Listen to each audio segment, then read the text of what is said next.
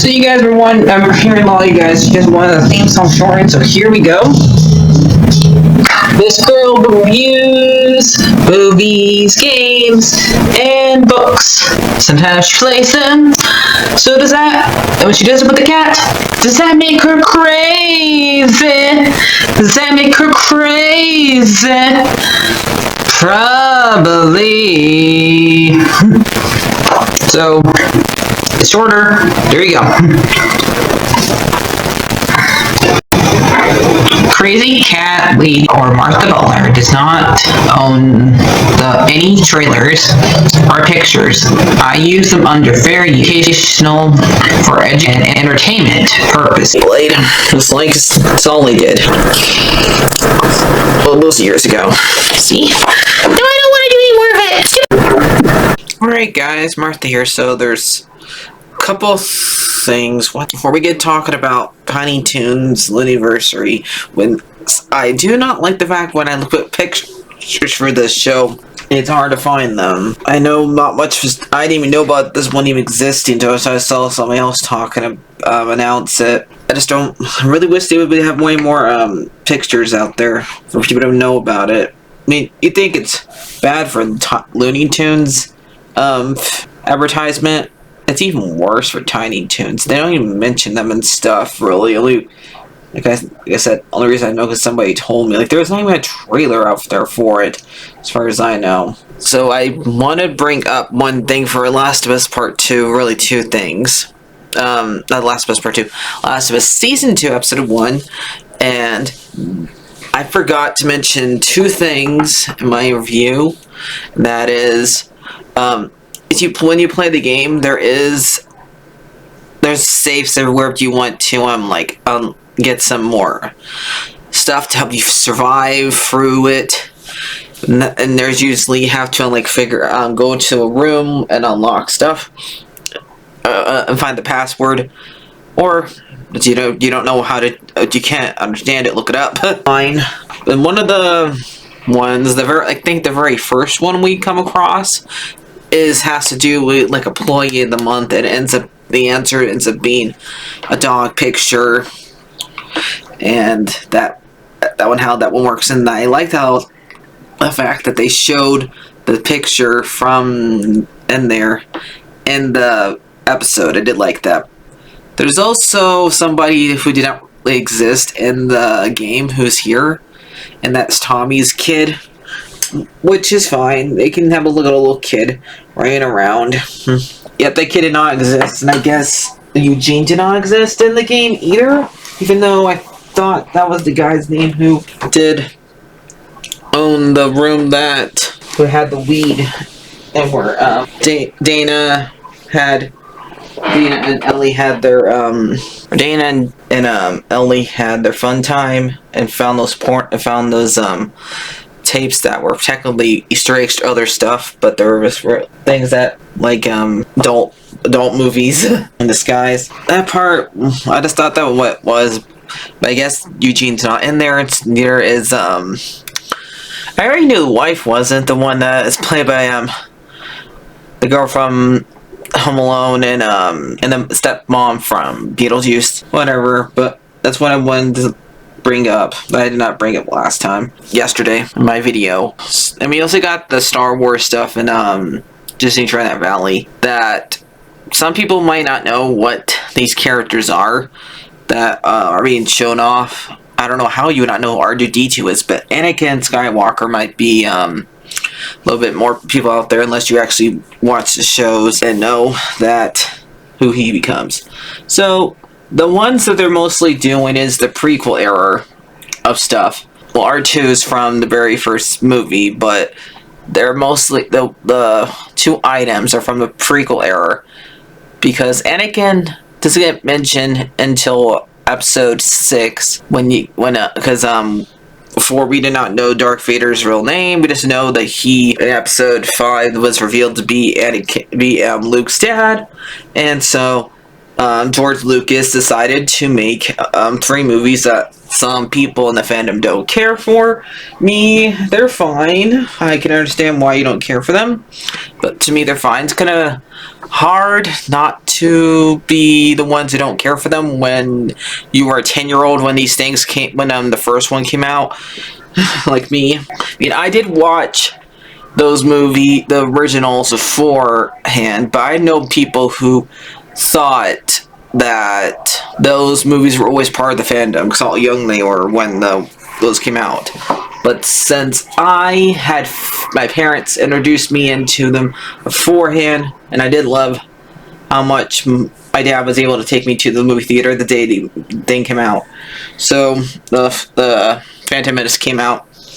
So Anakin is the one who ends up being the chosen one to be like to save the Force and stuff like that. So in this outfit that he's wearing, it's from episode 2, and he is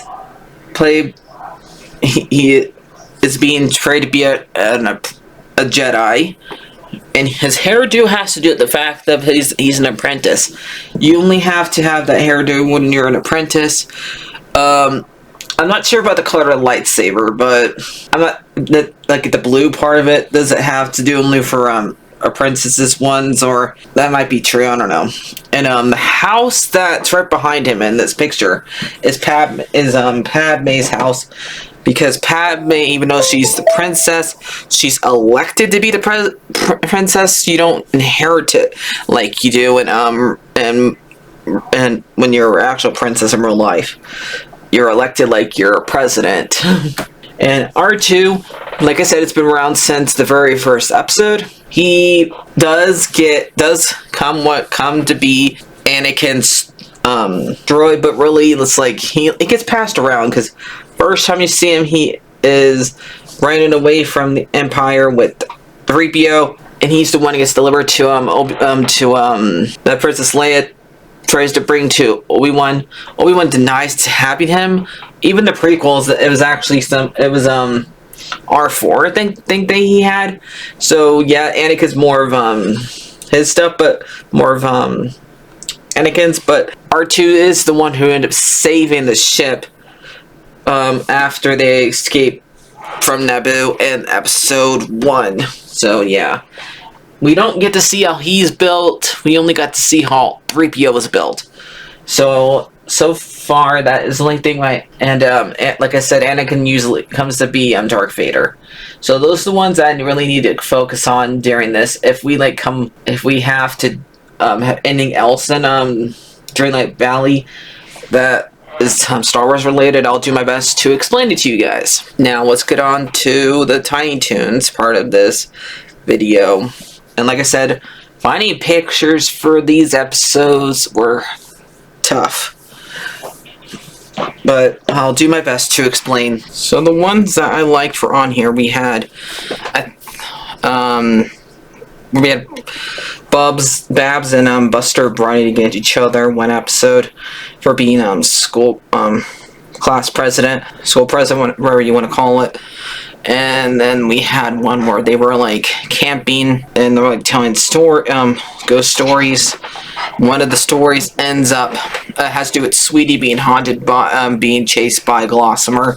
Plucky got asked to be king of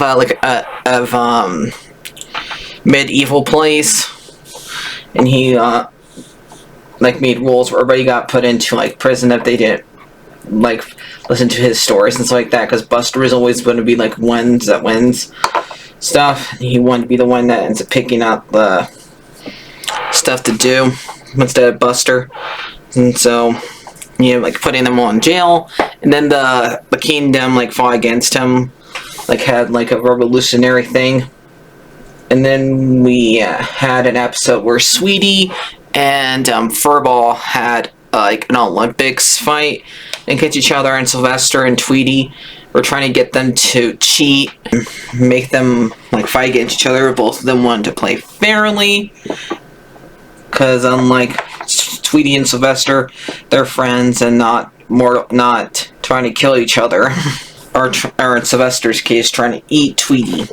And there's also was an episode where Daffy told the kids, told the boys to like pick their future, and it ends up being something they don't want to be. Like for Plucky, he was supposed to be like a mad scientist, so he goes and asks Wiley for help, and Wiley takes away his beak because he's not allowed, because Wiley doesn't talk, so he says you cannot talk either. And then Hampton ends up being like a bad guy, and he goes to Max. Goes to Sam for help, and Sam like shows him how to be a bad guy, which you don't think you're a bad guy, but you're going around taking stuff. Buster goes to Granny and asks what's it like to be a side character, and she says no, the side characters have their adventures too. She just shows them like going on a motorcycle and stuff like that. Sweetie and Babs are just basically trying to clean the room because there's an old lunch from Buster gave to Babs from when they were kids that she still has for some reason. And then the last episode's technically like a Halloween thing, even though this came out in March. They have the episode where there's Halloween stuff you were to watch, and it's called like Elementary Street Tune or something like that. So it's like a ripped off of Freddy Krueger. They're even watching like a spoof of Freddy Krueger movie. That both Babs and Hampton don't like it. Buster and Sweetie are fine with it. Plucky doesn't care, and they go to the coffee shop to calm Babs and Hampton down, and they see a contest for the guests that wait at the pumpkin. And so Sweetie guesses it, and they get inside a car, and they find a farm. They go into the farm, and they find out that the farmhouse is actually a haunted house, and there's like everything from like references. I think there's like the doll supposed to be like that thing for the Conjuring, I think.